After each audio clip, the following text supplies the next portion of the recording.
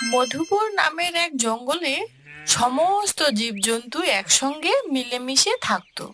জঙ্গলের রাজা মহারাজ সিংহ তার জঙ্গলে যেন সব জন্তু জানোয়ার আনন্দে থাকে সে ব্যাপারে বিশেষ খেয়াল রাখত। জন্তুদের মধ্যে একটা শেয়ালও ছিল। সে ছিল ভীষণ ধূর্ত। চালাকি করে নিজের সমস্ত কাজ কিভাবে অন্যদের দিয়ে করানো যায় সেটা সে খুব ভালোভাবেই জানতো, আর নিজে সব সময় আরাম করত। একদিন বিশ্রাম নেওয়ার সময় শেয়াল ভাবলো, আমি যদি মহারাজকে নিজের কথার জালে ভাসিয়ে এই জঙ্গলের মন্ত্রী হতে পারি। একথা চিন্তা করে শেয়াল মহারাজ সিংহের কাছে পৌঁছলো। মহারাজের জয় হোক। বলো শিয়াল, কি মনে করে? মহারাজ, আপনার কাঁধে এত দায়িত্ব, আপনি তো আপনার অর্ধেক দায়িত্ব অন্য কাউকেও সঁপে দিতে পারেন, তাতে আপনিও একটু বিশ্রাম নিতে পারেন। কথাটা তুমি খারাপ বলনি শিয়াল, কিন্তু তা কি সত্যিই সম্ভব? এ জঙ্গলে এমন কে আছে যে দায়িত্ব নিতে সক্ষম হবে? মহারাজ, আপনি আমাকে মন্ত্রী করে দিন, আর আপনার অর্ধেক দায়িত্ব আমাকে দিয়ে দিন। শেয়ালের কথা সিংহের ভালো লাগলো। ঠিক আছে, কালই আমি তোমাকে সবার সামনে জঙ্গলের মন্ত্রী করে দেব। এ কথা শুনে শিয়ালের আনন্দ আর দেখে কি। পরের দিন সকালে মহারাজ সিংহ জঙ্গলের সকল জন্তু জানোয়ারদের ডেকে বললেন, জঙ্গলের উন্নতির জন্য আজ থেকে আমি শিয়ালকে নিজের মন্ত্রী করছি। সব জন্তু জানোয়ার মহারাজ সিংহের ঘোষণায় খুশি হলো। কিন্তু এক বানর হেসে ওঠে বলে, মহারাজ, আপনার সিদ্ধান্তে আমার কোনো সমস্যা নেই, কিন্তু শেয়ালের ব্যাপারে আমার একটু সন্দেহ আছে। উনি কি সত্যি কোনো কাজ করবেন নাকি শুধু আরামই করবেন?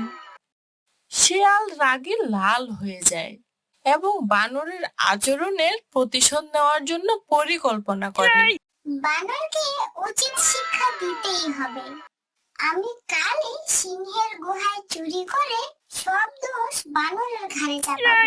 শিয়াল সিংহের গুহা থেকে 3টে মাংসের টুকরো চুরি করে নিল আর সেগুলো বানরের গুহায় রেখে দিল।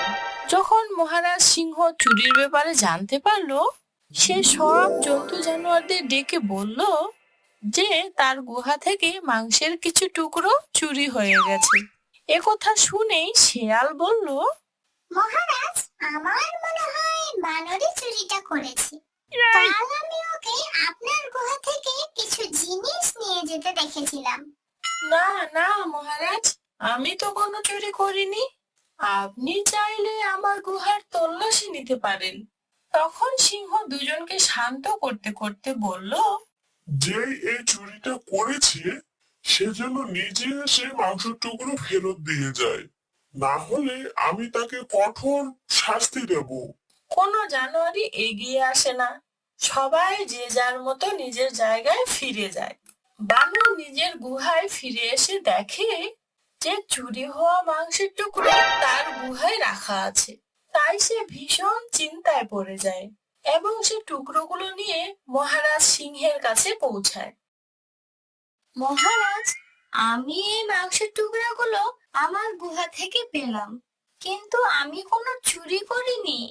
দয়া করে আমায় নিজেকে নির্দোষ প্রমাণিত করার জন্য একটা দিন সময় দিন, আর এর জন্য আমার আপনার সাহায্যেরও প্রয়োজন। ঠিক আছে বানর, আমি তোমাকে একদিনের সময় দিচ্ছি, আর আমি তোমাকে সাহায্য করতেও প্রস্তুত, কিন্তু আমারও একটা শর্ত আছে। শর্ত?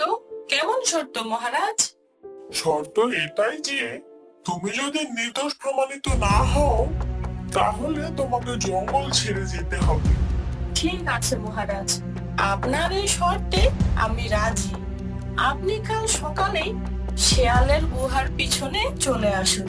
আপনি সমস্ত সত্যিটা জানতে পারবেন।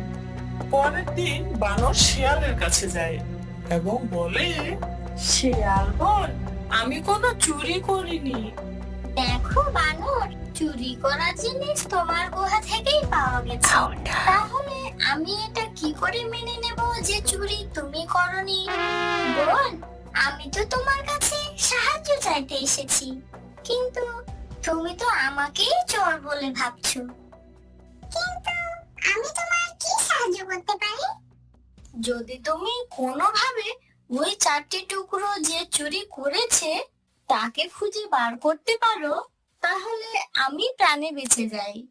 4 টুকরো? কিন্তু মাংসের তো কেবল 3টে টুকরো ছিল, আর একটা টুকরো কোথা থেকে এলো? সে কথা তুমি জানলে কি করে? মহারাজ তো কটা টুকরো ছিল সে ব্যাপারে কিছু বলেননি। তুমি আবার চুরিটা করনি তো? এটা শুনে শেয়াল বুঝে গিয়েছিল যে তার মিথ্যে সামনে এসে পড়েছে। তুমি ঠিকই বলেছো বানর, মাংসের ওই টুকরো 3টি মহারাজের গুহা থেকে সরিয়ে আমি তোমার গুহায় লুকিয়ে দিয়েছিলাম। এ কথা শুনে গুহার পেছন থেকে মহারাজ সিংহ সামনে চলে এলো এবং বলল, তুমি এ কাজ করলে কিভাবে? আমি তোমার উপর বিশ্বাস করে তোমাকে আমার মন্ত্রী করেছিলাম। সিংহকে দেখে শেয়াল খুব ভয় পেয়ে যায়। মহারাজ, আমাকে ক্ষমা করে দিন, এসব আমি প্রতিশোধ নেওয়ার জন্য করেছিলাম। আমি তোমাকে ক্ষমা করতে পারবো না, তুমি অন্যায় করেছো, তাই সাজা তোমাকে পেতেই হবে। আর তোমার সাজা হলো এই যে তোমাকে এই জঙ্গল ছেড়ে সারা জীবনের জন্য চলে যেতে হবে। সিংহের আদেশ শুনে শেয়াল কাঁদতে কাঁদতে সারা জীবনের জন্য জঙ্গল ছেড়ে চলে যায়। আর এইভাবে বানর নির্দোষ প্রমাণিত হয়, আর শিয়াল তার কৃতকর্মের ফল হাতে নাতে পেয়ে যায়। তাহলে বন্ধুরা, এই গল্প থেকে আমরা এটাই শিখলাম যে মিথ্যেকে যতই লুকানোর চেষ্টা করা হোক না কেন, তা সামনে এসেই পড়ে।